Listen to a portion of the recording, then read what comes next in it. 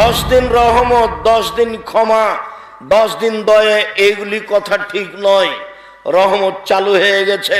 তবে এই হাদিসটা খুবই দুর্বল। আচ্ছা, সনদগতভাবে হাদিসটা খুবই দুর্বল।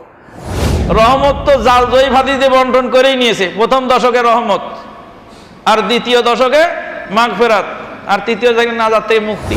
রহমতের মাস, বরকতের মাস, মাগফিরাতের মাস আমাদের দেশের লোকেরা ভাগাভাগি করে ফেলেছে। ক্যালেন্ডারেও লেখে প্রথম 10 দিন রহমতের, মাঝখানের 10 দিন মাগফিরাতের, শেষের 10 দিন হলো নাজাতের। এই ভাগগুলো করে একটা জাল হাদিসের ভিত্তিতে আমরা ভাগ করে ফেলেছি রহমত, মাগফিরাত আর নাজাত। কিন্তু অন্যান্য সমস্ত সহিহ হাদিসের বিরোধী কথাটি। হাদিসও আসছে কিন্তু হাদিসটা ঠিক না, দঈফ, আমলযোগ্য না। আসসালামু আলাইকুম ওয়া রাহমাতুল্লাহি ওয়া বারাকাতুহু। আশা করছি সকলেই মহান আল্লাহ তাআলার